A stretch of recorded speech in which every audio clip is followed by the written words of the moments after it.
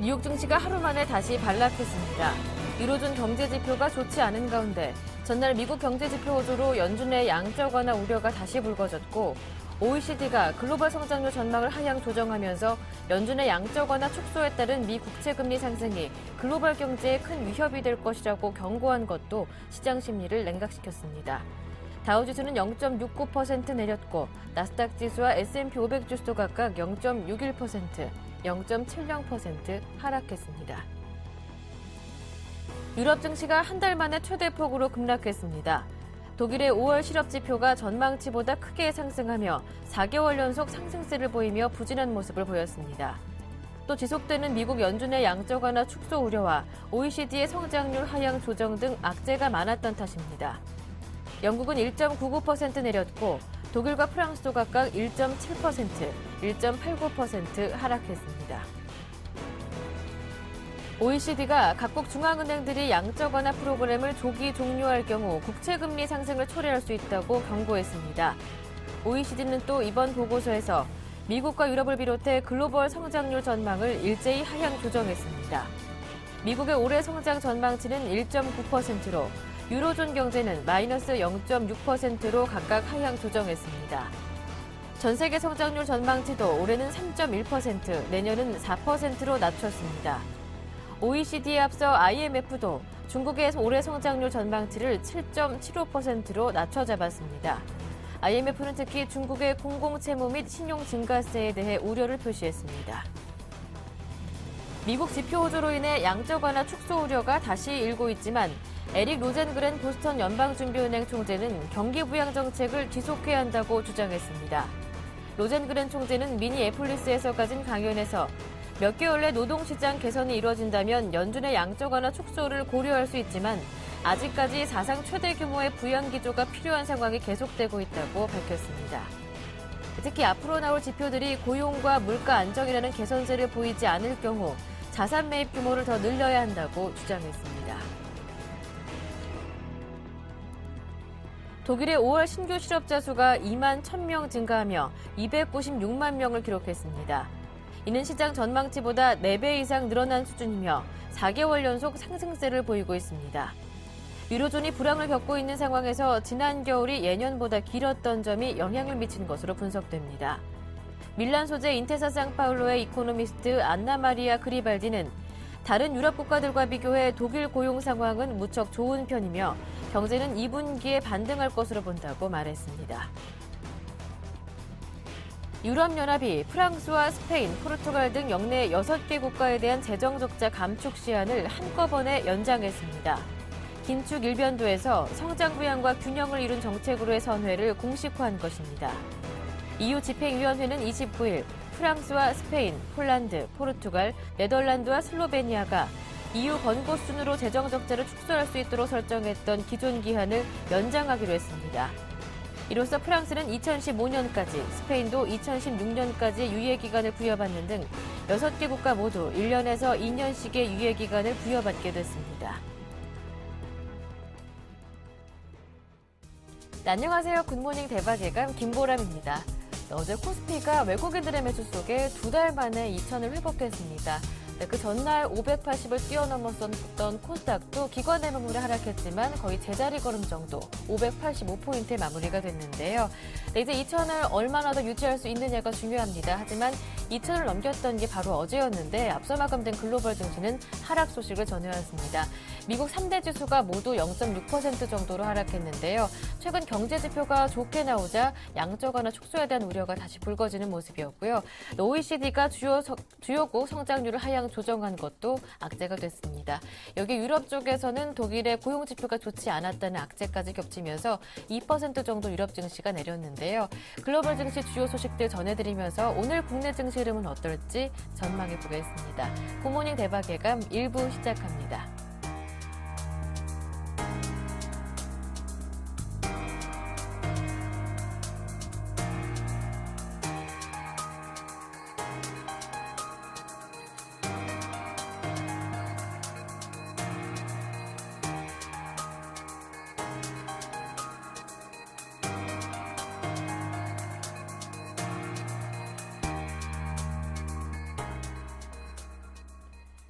글로벌 증시 마감 소식부터 자세하게 정리해 보겠습니다. KTB투자증권 금융PB 영업부의 이성웅 대리와 함께합니다. 안녕하세요. 네, 안녕하십니까? 뉴욕 증시가 전날 상승 하루 만에 또다시 상승분을 반납하는 조정 장세 흐름을 보여줬습니다. 자세한 내용들 점검해 보겠습니다. 네, 어제 같은 경우에 그 3대 지수가 그 다우존스 지수 그리고 S&P 500 지수가 조정을 받는 그런 하루이지 않았나 생각이 들고 있습니다. 다우존스 지수 같은 경우에는 전일 대비해서 0.69% 내린 15,302.80의 거래를 마쳤고요. 그리고 나스닥 지수 같은 경우에는 전 거래일보다 0.61% 내린 3,467.52포인트로 마감을 했습니다. 역시 S&P 500 지수 같은 경우에도 0.7% 내린 1,648.36으로 좀 마감을 했고요. 오늘 같은 경우에 뉴욕 증시 같은 경우에는 출발부터 하락세를 보였다라고 해도 하락세를 보이면서 장중 내내 하락세로 마감했다 이렇게 좀 정리할 수 있겠는데요. 우선은 연준의 양적 완화 축소 우려가 불거지면서 부담으로 장 시작 전부터 유럽 시장까지 영향을 미치면서 유럽 시장 영향이 그대로 이어지면서 미국 시장도 하락세로 출발했다라고 좀 볼 수 있겠고요.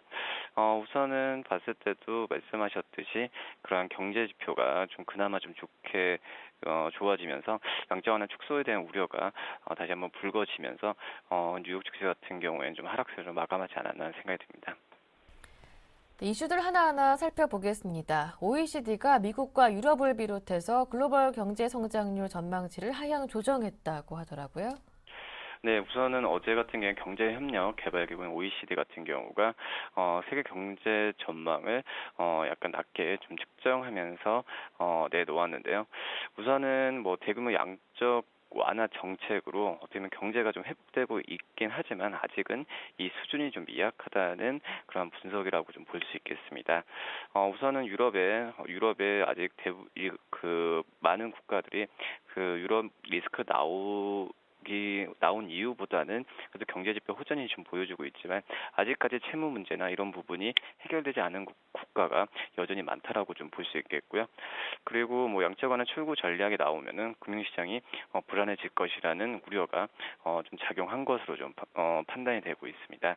하지만은 미국이나 일본 같은 경우에는 경제 상황이 그나마 다른 유럽이나 신흥 아시아 국가들보다도 좀 개선이 좀 될 것으로는 좀 전망을 했는데 미국 같은 경우에는 최근에 주택 시장이 개선이 되고 고용 시장 같은 경우에도 완만하게 좀 개선되는 모습을 보여주고 있어서 미국 경제 같은 경우에는 긍정적으로 봤고 특히 일본 같은 경우에는 재정이나 통화 정책에 있어서 그동안에 좀 노력했던 부분이 성과를 볼 것이다. 이런 분석이 좀 나오지 않았는 생각이 들고 있습니다. 역시 말씀드렸듯이 가장 큰 건 유로존이라고 볼 수 있겠는데요. 재정 긴축 그리고 신용 경색이 이어지면서 경기 부진은 아직까지도 개선될 조짐은 약간은 좀 미미하다 볼 수 있겠고 또 올해 같은 경우에 유로존의 경제가 0.6% 정도 유축될 가능성은 크다라고 하는 것이 OECD 전망이다라고 볼 수 있겠습니다. 네, 국제 유가도 글로벌 성장률 하향 조정 그리고 미국의 양적 완화 축소 우려 등으로 하락했다고 하는데요. 유가를 비롯해서 상품 시장 정리도 부탁드립니다. 네, 어제 국제 유가 같은 경우에는 여기 성장률의 하향 조정이 의 영향으로 인해서 국제 유가 같은 경우에도 좀 급락을 했다라고 볼 수 있겠는데요. 어제 서부 텍사스 원유 7월 인도분 선물 가격 같은 경우에는 2% 떨어진 배럴당 93.13달러로 마감했다라고 볼 수 있겠습니다. 지난 1일 이후에 4주 만에 가장 낮은 수치라고 좀 볼 수 있겠고요. 역시 경제개발협력기구와 국제통화기금이 어떻게 보면은 경제 성장률 하향 조정하면서 유가 하락을 부추겼다는 부분이 가장 좀 크지 않았나 좀 생각이 좀 들고 있습니다. 우선은 역시 수요에 대한 세계 경제 부진이 나오면은 쉽게 말씀을 드리면 세계 경제 부진이 나오면 유가 수요는 줄어들 것이라는 우려가 가장 크게 국제 유가의 하락세를 떨어뜨렸다라고 좀 볼 수 있겠고요. 또 어제 같은 경우 봤을 때도 국제 유가나 아니면 구리 가격, 다른 여러 가지 상품 같은 경우에도 좀 하락세를 좀 보여주면서 역시 원자재 가격에 대한 수요가 줄어들 것이라는 줄어들 것이라는 그런 전망이 가장 크게 상품가격에 떨어뜨리지 않았는 생각이 좀 들고 있습니다. 네, 지금까지 KTB투자증권의 이성웅 대리와 함께했습니다. 말씀 잘 들었습니다. 고맙습니다. 네, 감사합니다.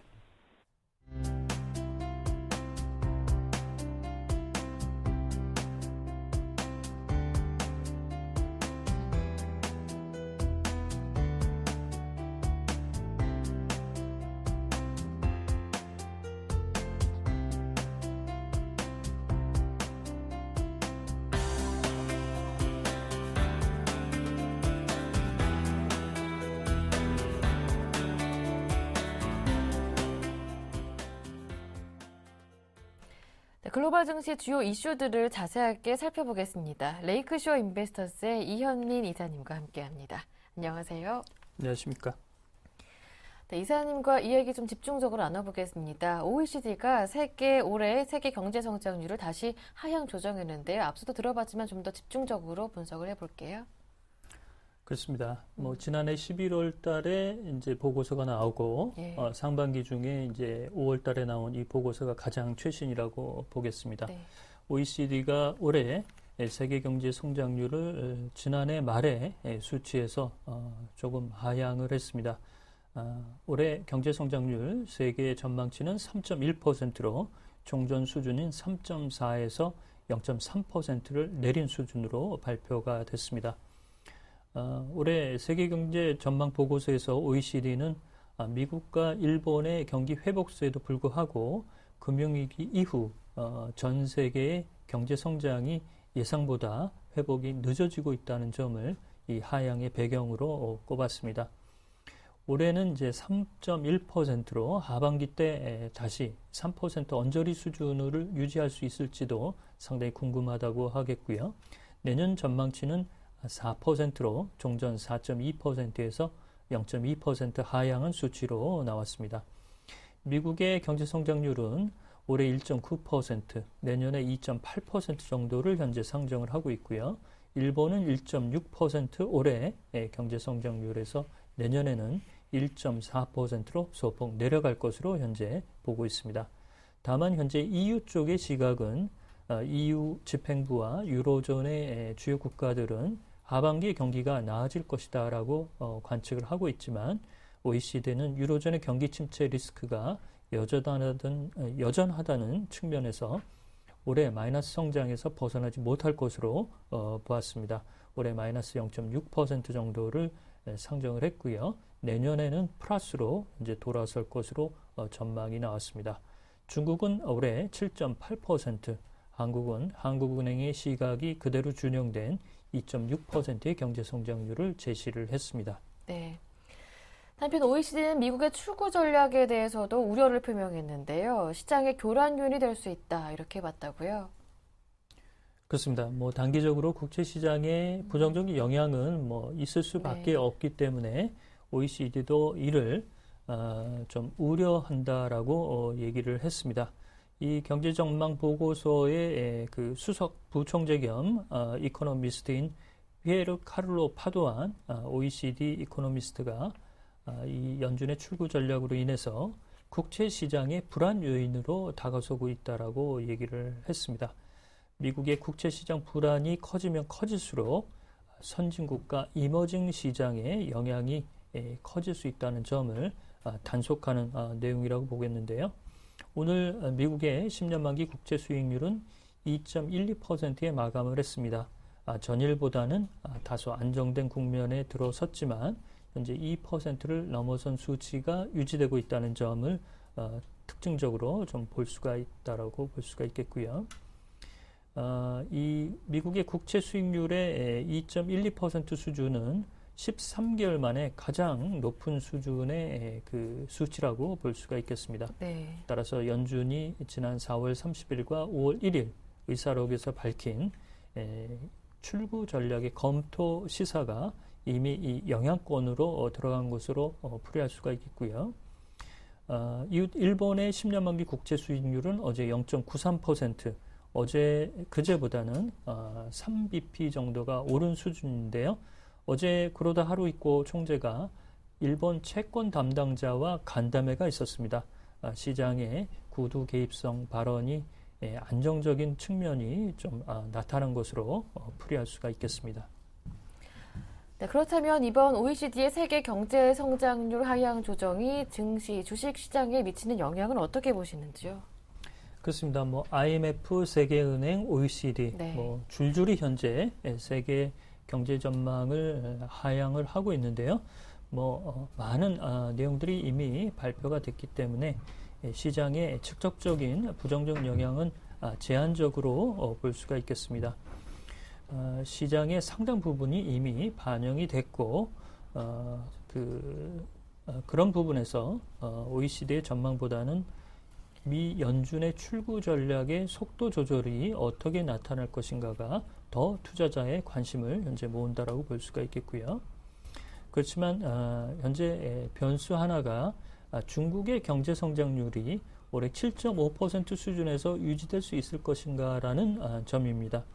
이것이 이제 7.5% 이하로 들어갈 경우에 동아시아 국가와 일부 이머징 마켓의 수출의 냉각으로 나타날 수 있다는 측면에서 보면 글로벌 경기에도 부정적 영향의 변수가 아직 하나 남아있다고 보겠습니다. 네. 일본 노무라 증권도 미국의 양적 완화 축소가 이머징 마켓에 미칠 영향에 대해서도 우려를 나타냈다고 하던데요. 그렇습니다. 어제 이제 노무라 연구소에서 이제 분석 보고서가 나왔는데요.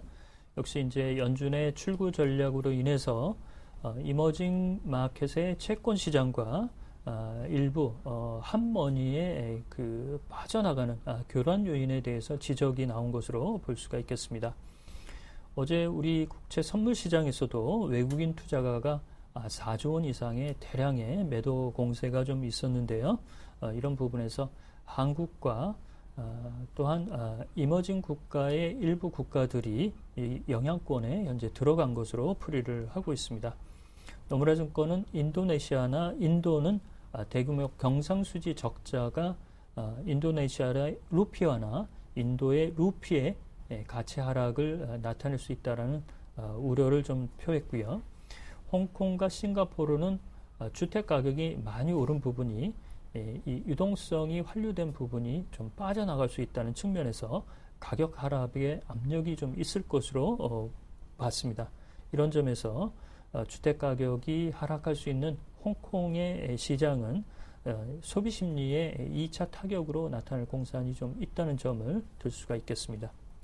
네, 그렇다면 이게 가장 궁금해요. 미국의 양적 완화 축소가 앞으로 미국 국채 시장 그리고 글로벌 주식 시장에 미치는 영향은 어떻게 보시는지요?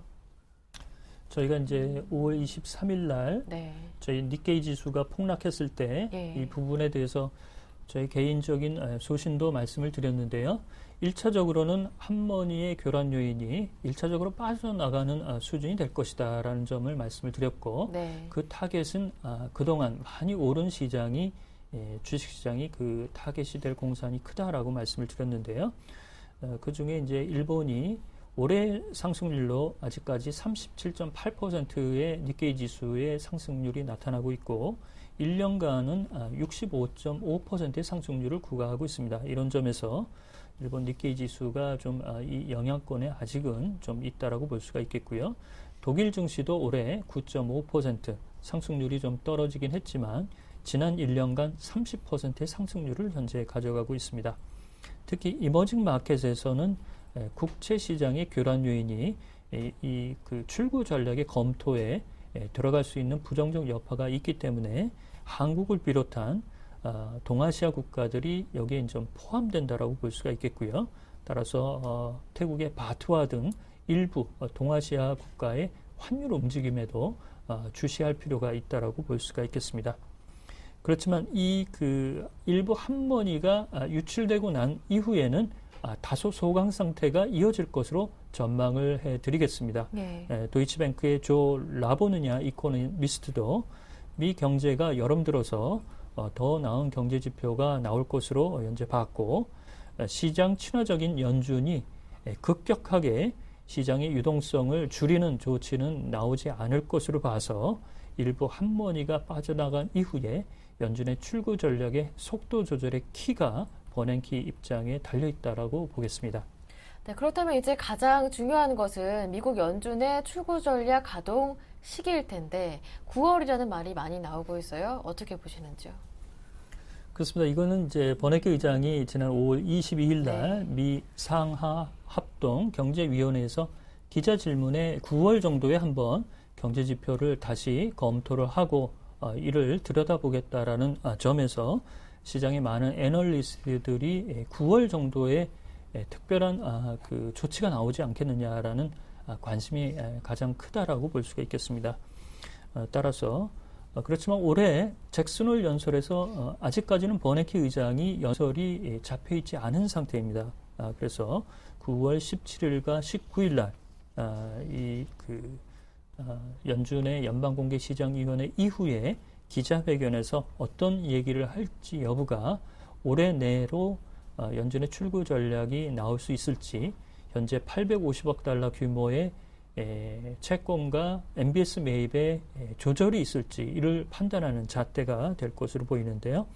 앞서도 말씀을 드렸지만 시장에 충격을 주지 않는, 특히 미국의 채권 시장과 주식 시장에 충격을 주지 않는 범위 내에서 이를 추진할 공산이 크다는 점에서 보면 시장에 아직은 불확실성이 많지만 이 내용도 심리적으로 다소 누그러지는 흐름이 나타날 공산이 크다고 보겠습니다.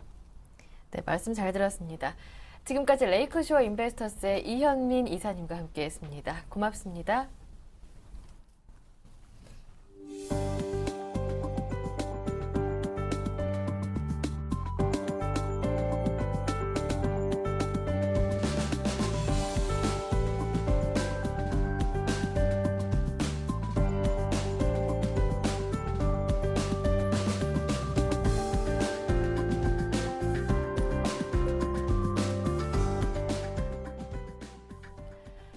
이어서 오늘장 전략 시간 함께하겠습니다. 매주 목요일은 수급을 통해서 외국인과 기관 쪽에서 관심을 두고 있는 종목은 어떤 종목인지 살펴보는 시간 함께하고 있는데요. YG인베스트의 심규현 대표님과 함께하겠습니다. 안녕하세요. 네, 안녕하십니까. 네, 어제장에서 보니까 외국인들이 한 4천억 원 가까이 매수를 해주는 모습이더라고요. 거래소 쪽에서. 그리고 코스닥도 마찬가지였고요.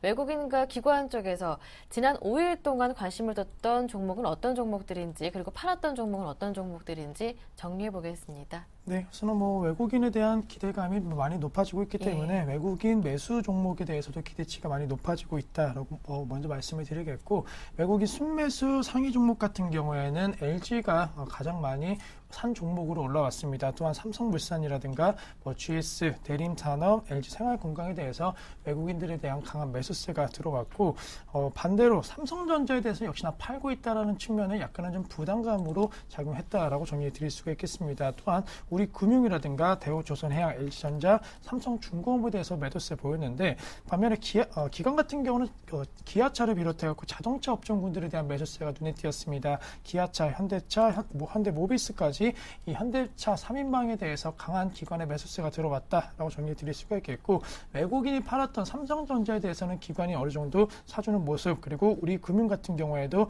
외국인과 다른 시각에 있어서 기관이 접근하고 있다는 거 기억을 하자라고 정리해 드릴 수가 있겠고, 반대로 LG전자 같은 경우는 외국인과 기관 동반 매도세가 나오고 있는 모습 보이고 있습니다. 그만큼 그동안 주가가 좀 많이 시장 대비해서 많이 올랐다는 측면, 그리고 LG전자에 대한 스마트폰 점유율 회복 기대감이 이제는 약간은 지금 시점 수그러들고 있다는 측면에 있어서 매물 압박감 어느 정도 나오고 있는 거 일리가 있다라고 정리해 드릴 수가 있겠고, 롯데케미칼이라든가 LG화학, 삼성물산에 대해서 매도세 보였는데, 전체적으로 놓고 본다고 한다면 자동차 업종의 기관의 강한 매수세, 그리고 경기 민감 업종군 중심으로 해서는 약간은 수급 주체별로도 약간 혼조 양상에 대한 수급이 진행이 되고 있습니다. 또한 원전 관련 수혜 종목으로서 떠올랐던 GS에 대해서는 최근에 매수세가 약간 들어오고 있다는 거, 물론 원전 관련된 부분뿐만이 아니고 최근에 GS 관련된 여러 가지 좀 루머라든가 악재성 재료에 따라 갖고 실적 갖고 우려감 나왔는데, 전체적으로 그동안 어느 정도 바닥권은 다지는 그 시점에 있어서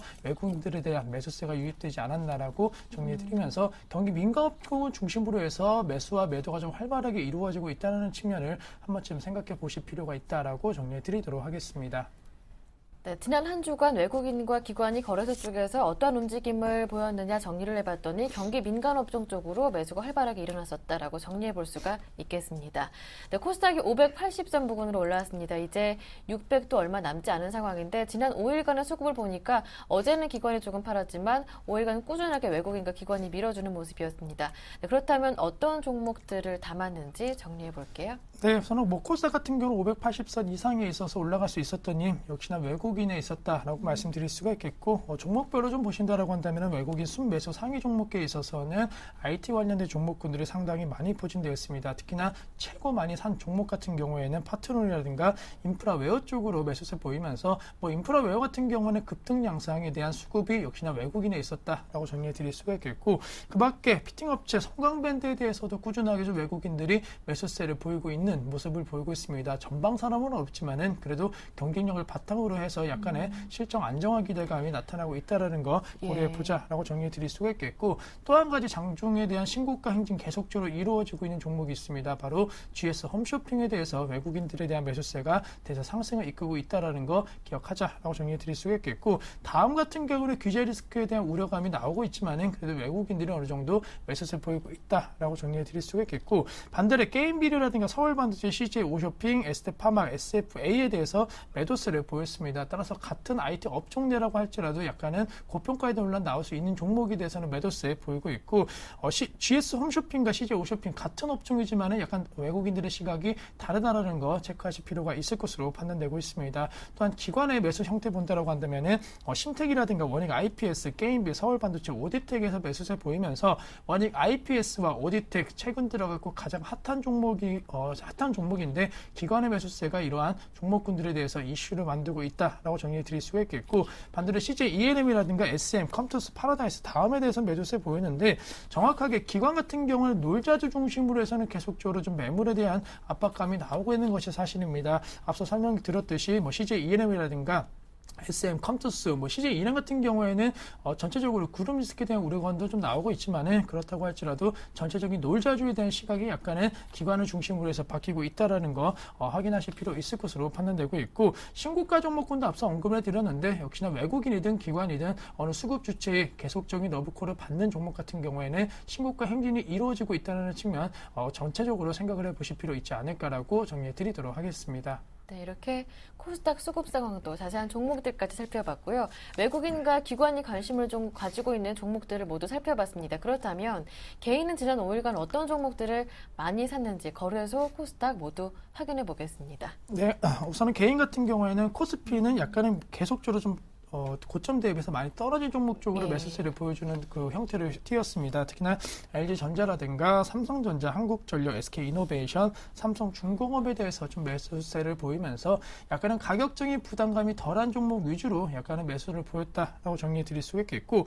코스닥 같은 경우는 아까 기관에 대한 놀자주 매도세가 강했다라고 말씀을 드렸는데 그러한 물량은 개인들이 받아주고 있는 모습 보이고 있습니다. 코스닥에서는 SM이라든가 컴투스, CJ, ENM 같은 종목군들 순매수 상위 종목군들이 올라와 있기 때문에 기관에서 가장 많이 판 종목을 개인들이 가장 많이 샀다라는 거 기억을 하자라고 정리해 드릴 수가 있겠고 특징 종목이라고 한다면은 셀트리온에 대해서는 개인들이 매수세를 보이고 있습니다. 아무래도 최근에 지금 시점 급락 이후에 어느 정도 재차적인 강한 반등사가 나오고 있기 때문에 확실하게 바닥을 다진 것이 아니냐는 개인들의 생각이 이 매수에 담겨 있다라고 정리해 드릴 수가 있겠고 최근 들어가고 루머라든가 약간의 이슈가 다른 쪽으로 관심도가 많이 쏠리면서 상대적으로 셀트리온 같은 경우에는 반사 이익에 대한 기대감이 수급적으로는 나타날 수 있다는 거 개인 쪽에서 눈여겨보고 있다라고 정리해 드리도록 하겠습니다. 네. 오늘도 기관이 가장 많이 파는 종목을 지난 5일간 개인이 많이 사는 흐름을 확인할 수가 있었는데요. 그럼 이 종목들 가운데 정말 이 종목은 아닙니다. 지난 5일간 이 종목을 사셨다면 조금 주의가 필요하겠습니다라는 종목 있을까요? 네, 우선 지금 시점 같은 경우는 한국전력에 대해서는 조심을 좀 하자라고 말씀을 드리는데 한국전력 아시겠지만은 전체적으로 지금 분위기가 썩 그렇게 좋은 것은 아닙니다. 원전 관련된 중단 이후에 실적이 문제가 아니고 약간의 신뢰성과 관련된 부분이 회복을 해야지만이 주가도 어느 정도 바닥을 다지고 올라갈 가능성 높을 것으로 판단되고 있고 어제장 같은 경우에도 큰 폭의 음봉 형태로서 마감이 되었습니다. 이틀 연속 큰 폭의 하락세가 보였는데 물론 지금 시점 같은 경우는 바닥을 다지고 올라가 준다라고 한다면은 어느 정도 큰 폭의 수익도 가능하다. 하지만 지금은 떨어지는 칼날이라는 거 그리고 그동안의 약간의 추세적인 하락세에 어느 정도 지탱이 되었던 지지 라인이 되었던 가격대가 28,000원이었는데 그것이 장중에 상당히 좀 빠르게 무너지는 모습 보였습니다. 따라서 오늘장 역시나 이러한 부분에 있어서의 악성 매물은 계속적으로 나올 가능성이 높을 것으로 판단되고 있고 원전과 관련된 재가동이 한 3개월에서 4개월 정도에 대한 시간이 있다라는 거 불확실성은 계속적으로 남아 있을 수 있을 것으로 판단되고 있기 때문에 적극적인 매수보다는 오히려 더 한 시간을 좀 두시고 좀 더 쌌을 때 그때 매수하시는 전략이 필요한 종목이 아닌가라고 정리드리도록 하겠습니다. 네, 한국전력 이번 주 들어서 거의 10% 가까이 밀리고 있는데요. 추가적인 하락이 나올 수 있기 때문에 지금이 저가 매수다 노려보고 들어가신 분들은 지금은 때는 조금 아닌 것 같다. 조금 더 저점을 확인하신 뒤에 들어가시는 게 좋겠습니다. 네, 끝으로 가장 궁금해하실 것 같아요. 대표님이 추천하시는 수급 관심주 들어보겠습니다. 네, 우선은 지난주 같은 경우는 현대차에 대해서 말씀을 드렸는데 사실 이번 주도 비슷합니다. 네. 자동차 업종군들에 대한 단기 시장 주도력은 더욱더 향상될 가능성 높을 것으로 판단되고 있기 때문에 이번 주는 기아차에 대해서 말씀을 좀 드리고자 합니다. 기아차 같은 경우는 사실은 대세 하락 기조에서 완전히 지금 턴 어라운드 되었다라는 거 물론 200일선에 대한 부담감이 존재를 하고 있지만은 전체적으로 환율에 대한 분위기가 상당히 좀 우호적으로 올라가고 있습니다. 원달러 환율 같은 경우에는 올라가고 있고 지금 지금 엔화 관련된 엔과 달러와의 관계에 있어서는 좀 지금 진짜 내려가고 있기 때문에 전체적으로 103엔에 대한 저항 라인이 강하면 강할수록 그리고 우리 시장 같은 경우는 환율이 1150원대 약간의 이상만 올라가 준다라고 한다면은 수출주에 대한 영업 환경 개선 기대감은 빠르게 개선될 수 있을 것으로 판단되고 있기 때문에 충분히 지금 시점 어느 정도 매수가 가능하지 않을까라고 말씀을 드릴 수가 있겠고 중국과 관련된 수요가 어느 정도 계속적으로 창출이 된다라는 뉴스가 나오고 있습니다. 아직까지 중국 성장률은 둔화될 가능성은 높겠지만은 전체적으로 자동차 판매량에 있어서는 호조세가 좀 빠르게 나타날 수 있다라는 거 목표가 62,000원대까지 설정하시고 매매해 보자라고 정리해 드리도록 하겠습니다. 네. 네, 지금까지 심기원 대표님의 말씀 들어봤습니다. 말씀 잘 들었습니다. 고맙습니다.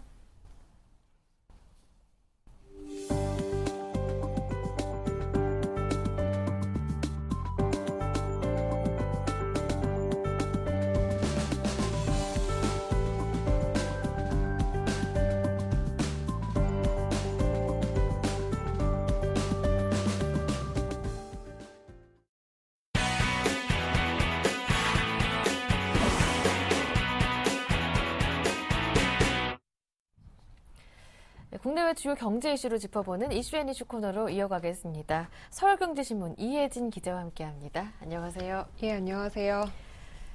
최근 해외 조세 피난처에 유령 회사를 세운 대기업 CEO들의 명단이 공개되면서 해외 탈세 철저하게 조사해야 한다라는 여론도 강해지고 있는데요. 국세청도 칼을 빼들었습니다. 어제 국세청의 해외 조사 관련한 발표가 있었는데 어떠한 내용들이 있었는지 들어보겠습니다.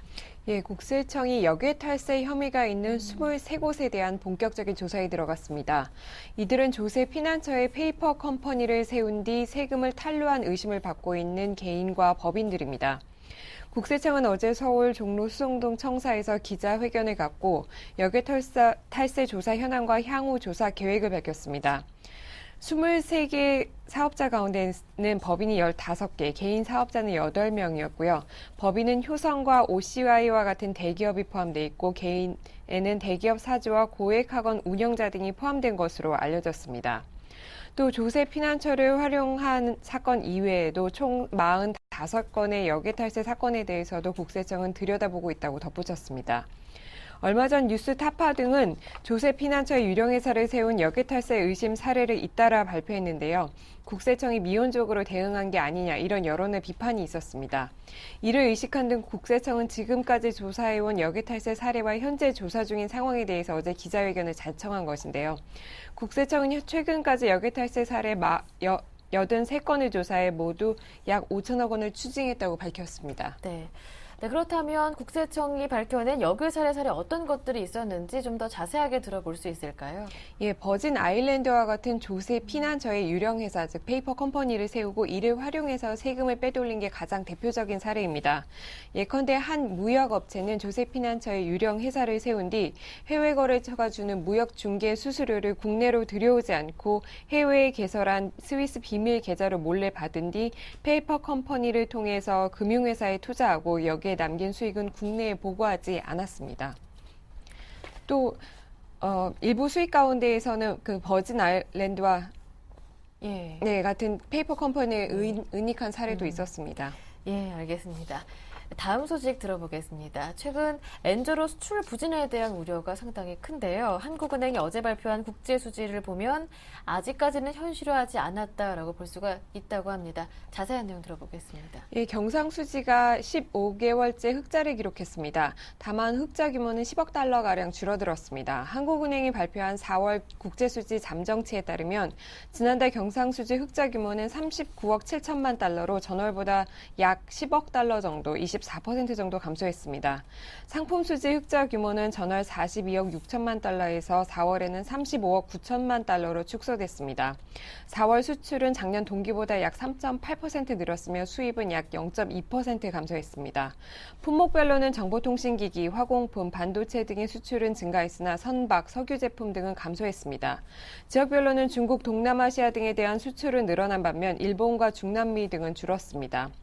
한국은행에서 경상수지 규모가 줄어든 것에 대해서 계절적 요인이 크기 때문에 엔저 영향은 아직 우려할 만한 수준이 아니다 이렇게 해석했는데요. 특히 지난달 경상수지가 감소한 것은 외국인의 배당이 크게 늘었기 때문이라고 한국은행은 분석했습니다. 예. 다음 소식입니다. 주식시장의 큰손 중에 큰손, 바로 국민연금입니다. 그만큼 투자자들이 국민연금의 투자 동향에 대해서 관심을 보이고 있는데요. 어제 국민연금이 중기 투자 계획안을 발표했다고 합니다. 어떤 자산에 얼마큼 투자하는지 궁금합니다. 예, 앞으로 3년에 걸쳐서 국민연금의 주식 투자 비중이 30% 이상 늘어날 것으로 보입니다. 보건복지부는 올해 두 번째로 열린 국민연금 기금운용위원회에서 이 같은 내용의 중기자산 배분안을 심의 의결했다고 밝혔는데요. 중기자산 배분안은 2014년부터 2018년까지 국민연금 자산 운영에 대한 큰 틀을 제시하는 것입니다. 이번 자산 배분안에 따르면 앞으로 5년간 국민연금 기금의 목표 수익률은 경제 성장률과 물가 상승률을 고려해서 약 6.1%로 설정됐습니다. 이를 달성하기 위한 자산별 투자 비중은 주식 30% 이상, 채권 60% 미만, 부동산 등 대체 투자 10% 이상으로 계획됐습니다. 이는 지난해 말 자산 배분 비중과 비교하면 주식과 대체 투자는 늘리는 반면 채권 비중은 줄이겠다는 것으로 풀이됩니다. 또 보건복지부는 앞으로 국민연금 기금 투자 정보를 더 많이 공개하기로 했는데요. 지금까지는 기금이 5% 이상 지분을 가진 국내 주식의 종목명만 공시를 했는데요. 앞으로는 국내외 종목을 가리지 않고 5% 이상 보유 지분 종목 이름뿐만 아니라 지분율과 투자 규모, 평가액도 공개하게 됩니다. 벤처 창업 기업을 위한 코넥스 시장 개장이 한 달 앞으로 다가왔습니다. 어떻게 준비되고 있는지 들어볼게요. 예, 벤처와 중소기업들을 위한 제3의 주식시장이라고 할 수 있는데요. 코넥스 시장이 7월 1일 개장합니다. 한국거래소는 이를 준비하기 위해서 다음 달 3일에는 코넥스 모의 시장을 열고요. 7일까지 상장 심사 접수를 받을 계획입니다. 코넥스 시장은 창업 초기 단계의 중소기업이 원활하게 자금을 조달하고 회수할 수 있는 시장을 마련하기 위해서 개설됩니다. 기술력은 있으나 자본력이 부족한 바이오, 테크놀로지, IT 분야의 벤처 기업들이 상장 대상입니다. 코넥스 시장은 일반 투자자의 참여는 제한되는데요. 자본시장법상 전문 투자자와 벤처캐피털, 고액 자산가에게만 참여가 허용됩니다. 여기서 고액 자산가란 기본 예탁금 3억 원 이상으로 제한됩니다. 거래소는 다음 달 3일 모의 시장을 열어서 테스트하는 것을 시작으로 다음 달 7일에는 상장 심사를 접수하고 24일에서 25일 최종 기업을 결정한 뒤 7월 1일 문을 엽니다. 초기에는 상장사 20곳에서 30곳 정도로 출발해서 연말까지 50개를 상장할 것으로 거래소는 목표를 잡고 있습니다.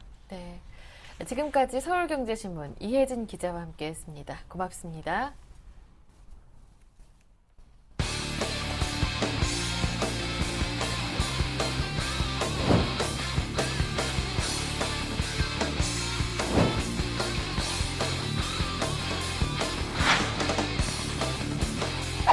여러분들의 계좌가 남들에 비해서 아니면 주식시장 전체에 대비해서 항상 추가 수익이 나도록 최선의 노력을 다하도록 하겠습니다.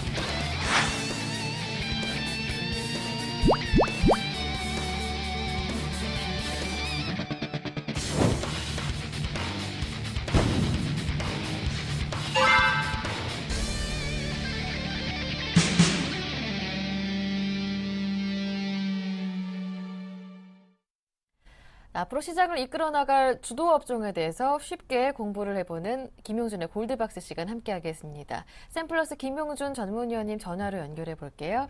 안녕하세요. 예, 안녕하세요. 네, 오늘은 3D 업종에 대해서 공부해 볼 차례죠. 예, 예. 일단 이제 3D 업종, 그러니까 3D라는 것이 이제 처음에 이제 화두가 됐던 것들이 이제 영화 아바타라는 게 이제 아주 성공이 되면서 이 부분에 대한 어떤 반응들이 좀 나타났고요.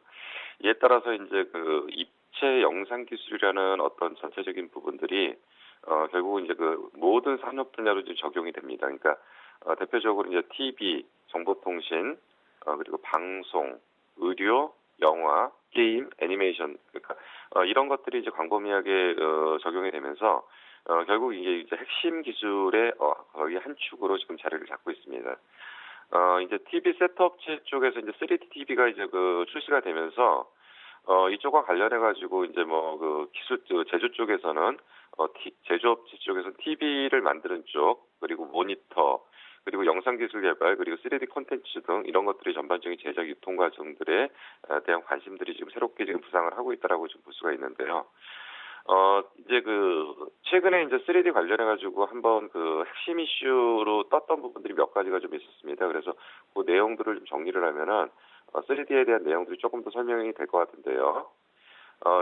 최근에 이제 3D로 프린터를 한다라는 얘기들이 되면서 관련 종목들에 대한 테마 형성이 되면서 한번 급등세가 좀 연출된 적이 있었습니다.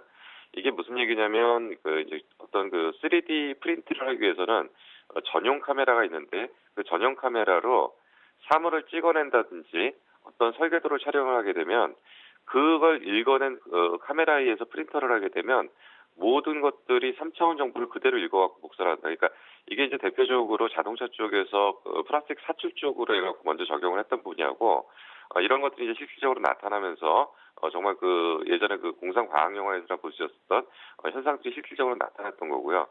이것들의 촉매가 됐던 것들이 3D 프린터 제조사인 스타타시스라는 회사가 국내 시장에 본격적으로 진출을 준비한다는 얘기가 좀 들리면서 관련 종목들에 대한 테마성 형성 이런 부분들이 되면서 3D에 대한 프린트에 대한 부분들이 많이 이제 알려지게 됐습니다.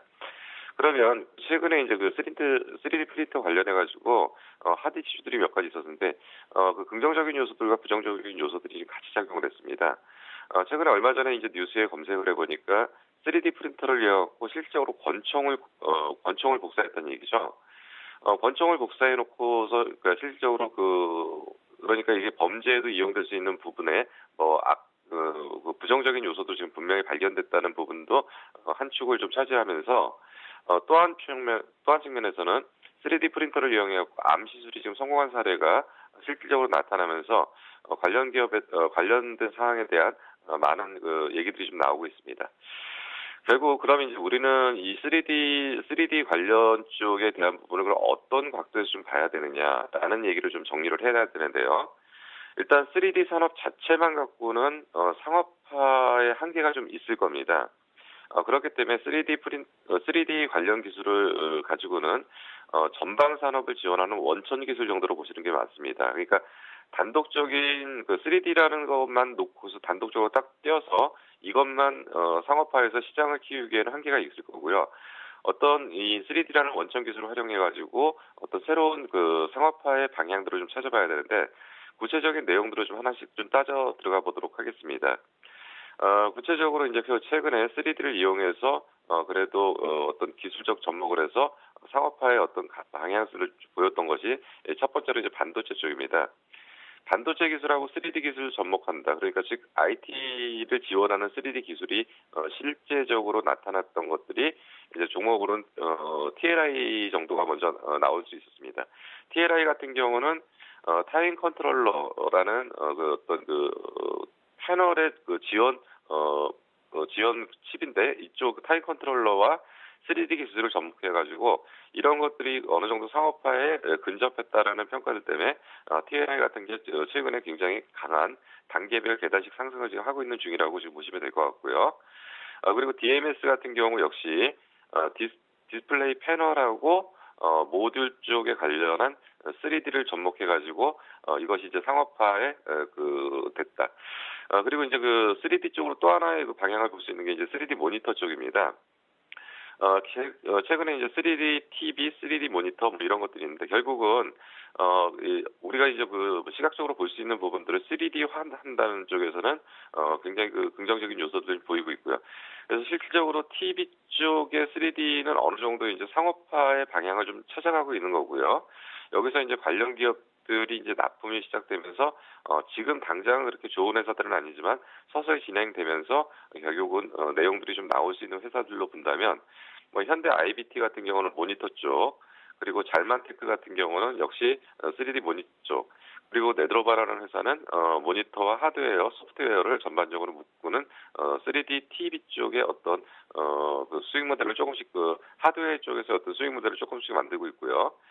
그리고 또한 이제 3D 플러스 솔루션 쪽으로 해가지고 3D 쪽에서는 그 호화로직 같은 게 3D 그래픽하고 3D 그래픽에 관련된 통합 솔루션을 제공하는 거고요.